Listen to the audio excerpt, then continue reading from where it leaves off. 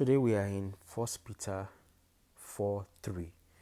For the time that has passed was sufficient for you to do what the non-Christians desire. You live then in debauchery, evil desires, drunkenness, carousing, drinking bouts, and wanton idolatries. So the message for someone today, that I have for someone today, is that enough is enough. You being a Christian is different from you being an unbeliever. I said the time past is enough. It's time to grow up. Stop being childish and thinking that you need to constantly and persistently fulfill the lusts of the flesh and serve your fleshly life. And what we know very clearly is that once you sow to your flesh, you're going to reap corruption. You're going to reap corruption. But once you sow to the Spirit, you're going to reap life. So what time you have left now, why don't you commit to sowing to the Spirit? Why don't you stop sowing to the flesh? And there are a list of things there that I mentioned, and the list can go on and on. But you know the sinful habit that you are been engaging in, that you need to just stop. It's enough. You've done it again and again and again. It's enough. There is no time to waste. There's no time to play games. It's the only time we have now is the time for truth. Redeeming the time, that's what Paul told us. Redeeming the time because the days are evil, making the best of the time. And a prayer of Moses is that God will teach us to number our days, that we may apply our hearts to wisdom. Look at you. Look at your head. Your head is full of gray hair. You're still behaving childishly. It's supposed to be men. It's supposed to be men. It's supposed to stand on your 2 feet and choose the right thing just because it's the right thing to do. Enough of excuses. Enough of indulging in the flesh. Enough of running around playing games. Let's read again what this verse tells us. For the time that has passed.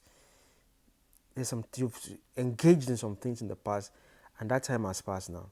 For the time that has passed was sufficient. It's enough of it already. Enough of it. What else? What are you looking for?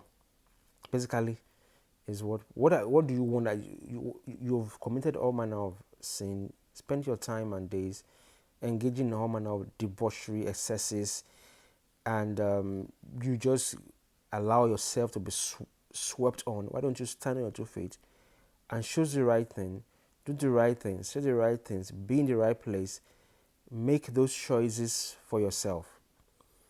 So this Peter is saying, for the time that has passed was sufficient for you to do what the non-Christian desire. Remember, I'm not talking to non-Christians here. A non-Christian is captured by false desire, evil desire. But I'm talking to Christians here.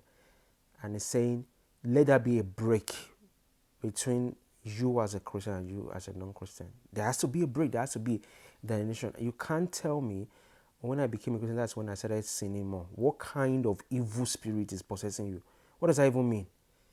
When I became Christian, that's when I started sinning more. That's when I started committing fornication. That's when I started committing abortion. When I became a Christian. That's what you're supposed to tell me.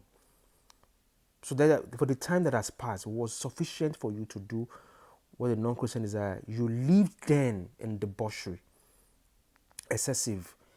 One of the things we learn from Paul is that the person that lives in pleasure is dead while the person is living alive.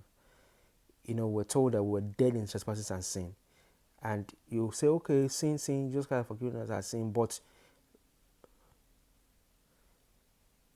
read Romans chapter 6, and you see that it's not just forgiveness, it's the newness of spirit to walk in newness of life.